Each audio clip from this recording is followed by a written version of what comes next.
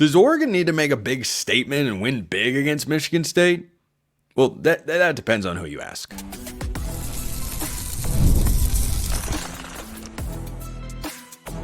You are Locked On Ducks, your daily podcast on the Oregon Ducks, part of the Locked On Podcast Network, your team every day. Yes, it is that time once again for Locked On Ducks. I'm your host, Spencer McLaughlin. Thank you so much for making this your first listen or your first view of the day. Part of the Locked On Podcast Network, your team every day, and your number one source to stay up to date with the Ducks. Today's episode brought to you by our friends over at Game Time. Download the Game Time app. Use code LOCKEDONCollege for $20 off your first purchase. Michigan State at a glance, 3 keys to a dominant win, and well, one person who covers recruiting thinks Oregon's going to get another quarterback in the class of 2025. What could that mean? That is all coming up on today's show. But does Oregon need a big win? I guarantee if you ask this question Dan Lanning in a press conference, do you need a big win? Do you want a big win?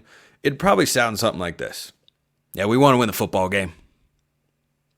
Then you start looking around for the next question. That'd be the extent of it. So does Dan Lanning feel like his team needs a big win? Not necessarily. Well, what about in the perception? What about in the rankings? What about Oregon with the wins against Oregon State and UCLA is week by week making everyone forget about what happened against Idaho. And the Boise State game continues to just look like a quality win because, well, Boise State's a good football team and they're going to win at least 10 regular season games, barring an injury to Ashton Genty. So that's not much of an issue. And Oregon, though, against UCLA, it was like, it was a good win. It was a good, solid win, but it wasn't as good as it could have been. Gabriel threw a pick six. The score could have been more lopsided. It could have been more lopsided. They moved up in the AP rankings anyway. Are the AP and the College Football Playoff Committee's rankings different? Yeah. Are they wildly different? Not usually, no. They're usually incredibly similar. So Oregon moved up in the rankings. And the other factor that you could think about, well, does Oregon need a win to ensure that College Game Day is going to arrive? I think as long as you win, you stay in the top 10 if you're Oregon, and then College Game Day shows up next week. So then the next question would be, or the next way to attack this particular question of does Oregon need a big dominant win is, well, does the team need it? Well, it doesn't hurt to be a confident bunch. But you could just as easily look at the flip side and say, hey, if they don't play well against Michigan State and they start to hear some chatter about Oregon's not that good, Oregon's a little overrated, blah, blah, blah. See the chatter that I'm chattering with my hand here on the show? I don't know why, but that's just kind of something I decided to do. Does that put a chip on their shoulder and let them play well the next week? I mean, think back to Washington's entire season last year. Were they going out and beating the doors off of Arizona State? No, they were just winning. Were they beating Washington State by a lot? No, they just won the game. And then they showed up when it mattered the most. Because at the end of the day, that's what people are going to remember. Did you win the game? Did you win the games that you're supposed to win, however ugly or pretty it was? And are you able to show up when you need to when you play the really, really good teams? So I think the group of people that would most look at this game against Michigan State and say, Oregon needs a big dominant win, are fans, and that's okay. I don't blame you for wanting that. Priority number 1, get a win. Priority number 2, get a big win. Because what it does is it gives fans confidence. It gives them the confidence going into next week against Ohio State that, hey, Oregon can play at this level. And Ohio State beat Michigan State 38-7. They did it on the road. Oregon beat them 48-3, and they did that at home. Well, now we're ready for Ohio State. That's the group of people that most want Oregon to win big. Is there something to be said for a team playing to its full potential and being confident going into a big game like Ohio State? Absolutely. Do you want to see them be able to put a product on the field that looks like a complete football team that doesn't just play 2 quarters or doesn't just have one side of the ball playing well or has some real lapses here or there? No, you don't want to see it because it can be a sign of bad things to come. But at the end of the day, is a big win by 30 to 40 points compared to a win by 10 to 20 points going to define Oregon's season in a significant way? No, it's not. It's not going to hurt their perception. The Idaho game wasn't a good look. Guess what? If Oregon beats Ohio State next week, nobody will care about Idaho anymore. And if Oregon struggles with Michigan State this week, but game day still arrives because it's a top 10 showdown, you've got the new conference, and these are two of your big television draws in Oregon and Ohio State. In the Big Ten, it's probably, I haven't looked at the numbers recently, but from last year, I think it's Ohio State 1, Michigan is up there, USC is up there, Oregon's up there. This is a game the Big Ten would want to showcase. Now, the question then becomes, does ESPN want to showcase that? Is there another game they would go to? Would they go to Texas, Oklahoma? Well, Oklahoma's got a loss. Texas is going to win that game by a lot of points, whereas Oregon, Ohio State should be far more competitive. But I don't think the outcome of this game will define, or the final score. Of course, the outcome, if Oregon were to have a stunning upset defeat, yeah, okay, that would suddenly change things. But if Oregon wins the football game, and I think it'll be harder to beat Michigan State than it was to beat UCLA last week. And if they're undefeated and Ohio State's undefeated, I think game day comes to town. And then everyone will remember what happened against Ohio State, and nobody will be thinking about whatever happened against Michigan State or UCLA or Idaho or Boise or anybody. It'll just be, hey, what happened in that football game? So does Oregon need a big win? You'd like to see him get one, perhaps. But is it absolutely positively necessary? No, because it's not as if we've never seen this team play at a high level against a quality opponent. Oregon State, pretty good team, by the way. Don't know that they're great, but they're clearly pretty good. They beat a Big Ten team by 17 points in Purdue, who Oregon will play after Ohio State in a few weeks. That game's in West Lafayette. Yeah, I think I got that city right. I should, and I'm pretty sure I did. So, that's how I feel about that particular notion. I wanted to give a quick shout out, by the way, before we get to looking at Michigan State at a glance. We'll be more in depth tomorrow with Matt Sheehan of Locked On Spartans to give you everything you need to know about Michigan State going into this matchup. Forgot to give a shout out on yesterday's show to Atticus Sappington. So he missed another extra point. I don't love seeing that. I don't love seeing that because that's twice in 4 games. If you're a fan listening to or watching this, yeah, you're now nervous when Atticus Sappington steps up to kick an extra point in a big spot. Think Camden Lewis 2022 Holiday Bowl, if you will. However, he hit 2, not 1, but 2 field goals beyond 40 yards. Unfortunately for Oregon fans, for better or most often for worse over the years, we're well aware of how important a kicker can be in a big game. At home, on the road, neutral site, wherever. Kicker can come into play. And Sappington, hitting a couple field goals last week, definitely worthy of a shout out. But just like Camden Lewis last year, who started off the season great and made the kick that if he hadn't, Oregon would not have beaten Texas Tech. He then faltered down the stretch. Hopefully Sappington rolls the momentum and the good vibes into Michigan State and especially into Ohio State. Because Ohio State, if that game plays out the way many people, myself included, think it will, could very well come down to a field goal. Just like Oregon's biggest regular season game last year came down to a field goal and the kick was missed. So hopefully Sappington is solid right here. That 1 foot by 1 foot square 1 square foot by 1 square foot piece of real estate. That's redundant. I shouldn't do math in building terms because that's really not my forte. Let me know your thoughts in the YouTube comments or hit me up on X, formerly known as Twitter. Not about my math and building forte, or lack thereof, rather, but anything else, quite frankly, at this point. So, Michigan State. What do we expect from Michigan State? What do we expect? We know what to expect, and Oregon's really well prepared to stop it. That is coming up next.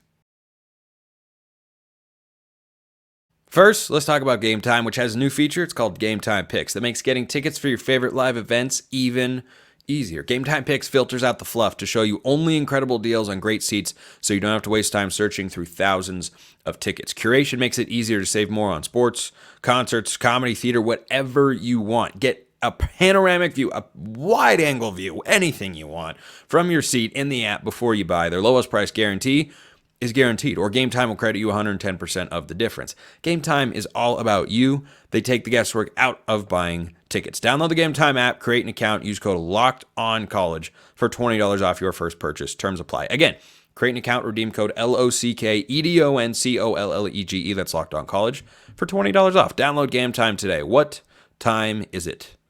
It is game time. So, our old friend, Jonathan Smith, returns to Autzen Stadium, this time wearing, I don't know if is it Spartan green?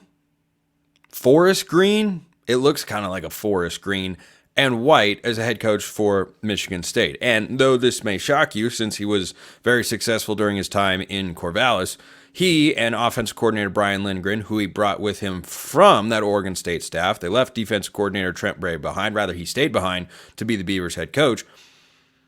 They have not changed their offensive philosophy. So if you think about Michigan State and think, hey, is this just going to be Oregon State, but in green and white?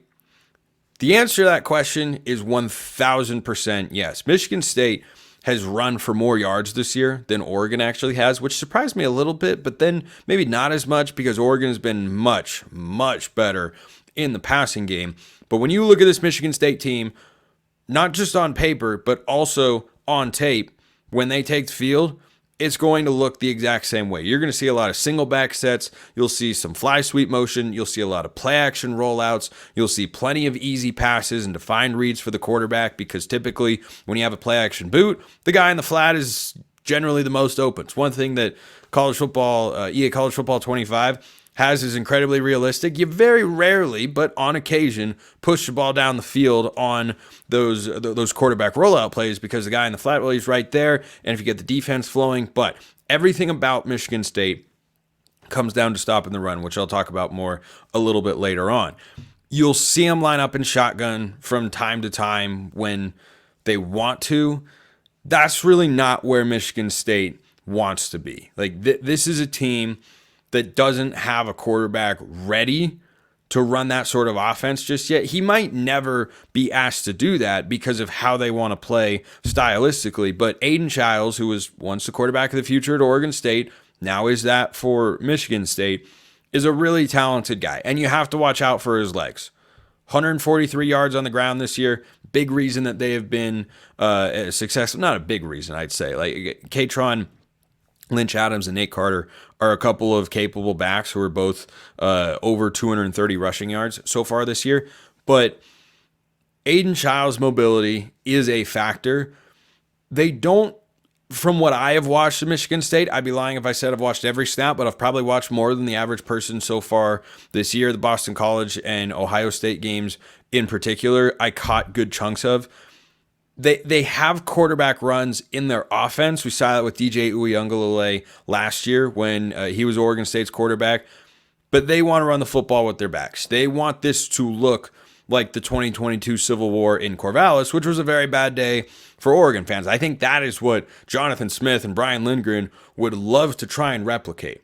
The reason I feel good about Oregon going into this game is that I really like their run defense. The only guy that has gotten going this year on the ground, Oregon's allowing the numbers like 112 yards per game on the ground so far this year. 112 is what they're allowing per game, which on the whole is a good number. One of those guys is Ashton Jeanty. And I think Boise State could have a better offensive line. The Spartans' offensive line has struggled a little bit this year. Like, they've been okay. I'll talk to Matt Sheehan of Locked On Spartans more about that tomorrow on the show. But from what I've seen, they haven't been dominant. They don't have the guys up front. Like, this is year one of a rebuild.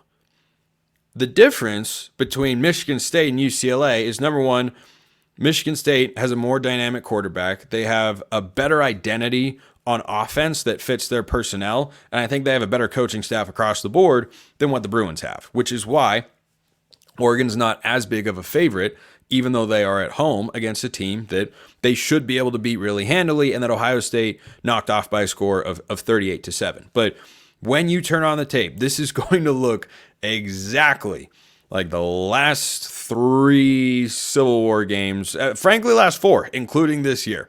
The last four games against the Beavs, they kept most of the same principles. And if you look at the way Oregon defended the run in that game, Jam Griffin was kept in check. And the two backs who I mentioned that Michigan State have, they're a lot closer to Jam Griffin than they are to Ashton Jeanty. So I feel good about Oregon's run defense. Jeffrey Bossa was quoted this week as saying that he's at 100% for the first time since the Idaho game when he rolled his ankle. Sure looked that way against UCLA. If he's back and making plays and being the all-conference and NFL caliber linebacker that we have seen really just, since last year. It was the only year he's been in all-conference selection. But if he gets back to that sort of level, and you have Bryce Betcher and Devin Jackson, who I think have done really good things this year, and you look at the way this defensive line shakes out, they have been as advertised so far. I hyped them up a lot in the offseason on this show. I said it's the best defensive line Oregon has had since 2014. They look that way so far. I'm not certain, and it's hard to do a one-to-one comparison. It's hard to compare offensive lines generally, but I'm not so sure that Boise State doesn't have a better offensive line than Michigan State. Like, if you put Michigan State in the Mountain West right now, would they be an upper tier team? Yeah. Would they be as good as Boise State? I don't think so. I really don't. And Ashton Jeanty might be the best singular player in all of college football outside of Travis Hunter at Colorado, who is frankly, he is ridiculously good. But there isn't an Ashton Jeanty back there. And if you haven't had that so far, then running on this Oregon defense has been a struggle. I like the way that the safeties have played helping the run, but really my confidence stems from the interior of that defensive line and the linebackers. So Oregon State last year had a better offensive line, had a better assortment of running backs, headlined by Damian Martinez. Neither team was really known for their wide receivers. I think Aiden Childs is comparing him to DJ. Now, last year's DJ with Oregon State, not that good. But Aiden Childs this year has also struggled. He has struggled protecting the football. And he's completing 56% of his passes. He has 5 touchdowns to 8 interceptions. Now, I'll give him leeway on a couple because when they played Boston College on the road, it was raining really hard. And so it was a little bit harder to throw the football accurately. Still, he's already got 8 picks on the season through 5 games. And he's only got 5 touchdown passes because they want to run the football when they get down, but their offense hasn't been great so far this year. They average just under 22 points per game. Their defense has been solid, but they've had a pretty weak schedule so far. So this is going to look very familiar. It is going to feel very familiar. It'll just be slightly different because you may not have heard Oregon's in the Big Ten now. So this is a conference game. Last time Michigan State came to Autzen Stadium, 2014, top 10 matchup in the preseason. Connor Cook on one side, Marcus Mariota on the other. I don't know why that came out as the word utter, but it did. That was a heck of a football game. I don't expect this to be that. However, as I mentioned earlier, this Michigan State team, tougher than UCLA with a better coaching staff. And we know Jonathan Smith can really coach. But if Oregon plays the way that they are capable of, which, as we know, is an if, it'll look a lot like last year's matchup with Oregon State at Autzen Stadium, a team that is just not in the same class as Oregon, and the Ducks can pull away and win big. If you have questions for Matt Sheehan of Locked On Spartans, who will be on tomorrow's show, let me know in the YouTube comments. Hit me up on X, formerly known as Twitter, or if you want priority access and all sorts of other perks, become a Locked On Ducks insider. That link is in the description below. You can get a free 14-day trial. 3 keys. 3 keys. Not 1, not 2, not 3. Yes, 3, actually. 3 keys to a dominant win. That is coming up next. Coming up right now, FanDuel. NFL fans, guess what? You can start the season with a big, and I mean a big return on FanDuel. That's America's #1 sportsbook. Not number 2, not number 3, not number 2 3/4, but number 1. So when you get a hunch in the middle of the game, you can check out the latest stats, view live play-by-play, and so much more on the same page where you place your bets. Do you want to bet college football? Do you want to bet this game of college football? It's Oregon -24. You think the Ducks are winning 42-6? By all means. It's right over there at FanDuel.com. You'll get started with $200 in bonus bets guaranteed when you place your first $5 bet. How great is that? $200 in bonus bets guaranteed Yeah, that's right. There aren't that many guarantees in life, but that is one of them. So go check them out at FanDuel.com. 3 keys to a dominant win against Michigan State. I am supremely confident, though it's more likely Oregon could lose this game than UCLA. I don't have a lot of worry about that happening, especially with the Ducks coming back at home. I don't know how much this plays into the locker room psyche, but so far, the 2 games at Autzen Stadium have been disappointing performances.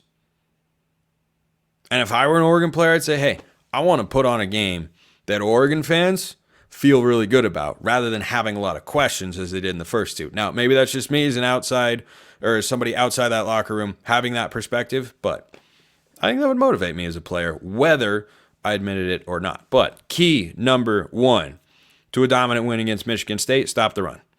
Stop the run. If you force them into passing situations, I don't think they have the horses on the outside. Aiden Childs has struggled completing a high percentage of his passes so far this year and has been turnover prone.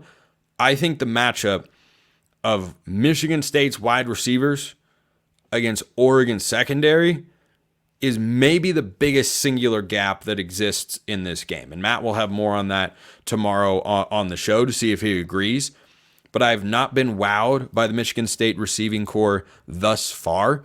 Their leading receiver is Nick Marsh. He's got 262 yards and a touchdown so far this year. He did have a 77-yarder at one point this season, but this is just not a team that wants to throw the football. Like, he had a big game, Nick Marsh did, against Maryland. Every other game, 30 yards or fewer. And again, the Boston College game had a bunch of rain and such. But I love the way this Oregon secondary has played this year. Jabbar Muhammad got off to a little bit of a slow start, got beat a couple times and didn't have any impact plays. I think he had his best game of the year as a Duck against UCLA last week. Wouldn't be surprised if he picks up an interception this week. Wouldn't be surprised if Oregon picks up more interceptions, because that's something the secondary has done a great job of. And part of that, for sure, is that the defensive line has been doing a great job of generating pressure on opposing quarterbacks. But those 2 things have to work in tandem. Pressure the quarterback, secondary playing well.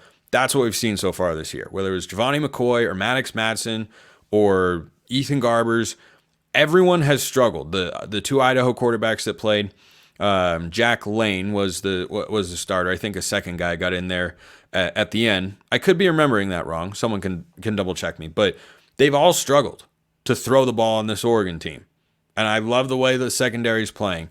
So you combine that with a relative lack of talent, or at least anyone that really scares me in the Michigan State wide receiver room, with the fact that it's not how Michigan State wants to play.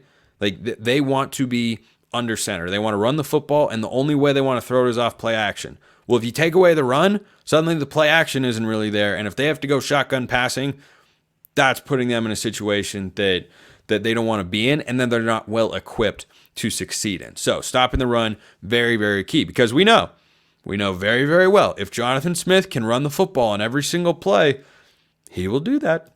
He'll just keep running it until you stop it. So that's key number 1. You do that, you just about guarantee a victory. Key number 2, create explosives. All of my keys to the game here tie back to the point of I don't have any faith in this Michigan State passing game, because they haven't shown me anything that makes me think I should believe they're capable of doing some great and wonderful things through the air. If you create explosive plays early in this game, can Michigan State keep up? Can Michigan State do just like the Oregon State game? I feel like Oregon can create big plays, whereas Michigan State is going to struggle to do so. So if you get into, and it doesn't have to be, 4 plays of 50+ yards or create a bunch, just a couple, just to kind of put that pressure on the Spartan sideline of, okay, they're going to rip off some big plays, and we have to play a perfect game. We'd have to script this out just right, like Oregon State did in the first half. That game went about as perfectly as Oregon State could have asked for. And then in the second half, Oregon made their adjustments, and the Beavers didn't score. What you'd certainly like to see as an Oregon fan is the second half of defense showing up in the first half against the Spartans, fueled by the Autzen crowd, which should be on fire for their first Big Ten home game. If you create explosive passing plays I think that obviously it makes things easier for the offense, but I think it puts the pressure on the other sideline to really stay disciplined to their game plan. And eventually, if they get down 14-3 and Oregon's getting a bunch of chunk plays, they might ask themselves, are we able to keep running the football? Do we have the time? Or do we have to start, adapting because we are trying to win the football game here, which plays right in again to key number 3, start hot. Start hot. Can Oregon overcome a deficit? If they go down 10-3 early in this game, could they still win by, a final score of 42-17? Yeah, absolutely. They've got the talent gap on paper to make that happen, and I like the way the offense has played over the last few weeks with the reshuffling along the offensive line. But if you start hot in this game and you don't even give Michigan State a quarter, like they didn't start hot defensively against Oregon State. But if you take the second quarter of UCLA or the third quarter of Oregon State and you put that into the first quarter here against Michigan State, then you're really cooking. And you can see the theme that all these keys tie to. Michigan State's not going to score a bunch of points in this game, and Michigan State is not capable of being as explosive the way that Oregon is. And Oregon has done a good job of limiting explosive plays so far this year, aside from Ashton Genty, who no one seems able to tackle. Now, he hasn't played, one of the 5 best defenses in the country, like a Michigan or an Ohio State or anybody like that, but the guy's really, really hard to tackle. So those are my 3 keys here against Michigan State to getting a big win. Stop the run, create explosives, and start hot. Wrapping up today's show with a prediction that came from Justin Hopkins over at On3, works with my guy Max Torres over there at Scoop Duck. He thinks Oregon is going to land 2025 4-star quarterback and a southpaw, just like Dylan Gabriel, and current Cal commit Jaren Kiwe Sagapolutele. Now, this is curious to me. It's very curious. There are a lot of options at quarterback for the Ducks as you look ahead to 2025. If they're bringing in or thinking about bringing in, now they haven't done this yet. This is just a prediction from J-Hop, and nobody's predictions are 100% accurate. I'm not saying he's wrong. I'm not saying he's right. I'm just saying that if Oregon adds him, that makes me think one of 2 things. Number 1, there's someone in that room that has a long-term quarterback outlook at Oregon, meaning they wouldn't start in 25 or maybe not even in 2026, that they don't believe in, or there's someone who they believe could transfer. And that person could be Austin Novosad. The transfer component could be Austin Novosad. Maybe they don't think Luke Moga is going to be able to take the necessary steps as a passer, and maybe they want to keep him around as an athlete or a wildcat quarterback and, move him to wide receiver or something like that. I don't know. I don't know. But if you're considering significantly bringing in Kiwe Sagapolutele, then they're expecting a change. Because right now your quarterback room going into 25 would be Dante Moore, Austin Novosad, Luke Moga, Achilles Smith Jr. Now Ohio State's got 5 quarterbacks on their roster right now. So maybe they'd be able to keep them all around and let them battle it out. And that's not necessarily the worst thing in the world. It's just not what I would think is a priority for this 2025 recruiting class. I think there are other position groups that could use more players or that they're just, short on compared to their past classes. Like on the defensive side of the ball, there are not as many commits as there have been in the past. Maybe they think their player retention is going to be really, really high. But keep an eye on that one. I know that I certainly will. Which is why you should like and subscribe if you have not already. I appreciate everybody who has. Thanks for making this your first listen of the day. Go make Locked On College Football your second. I host over there giving you the biggest stories in the greatest sport on planet Earth. It's a good time. So if you want to know more about college football, not just Oregon related, I talk about all that too. Appreciate everyone listening. I'll see you next time. Have a wonderful rest of your day, and go Ducks.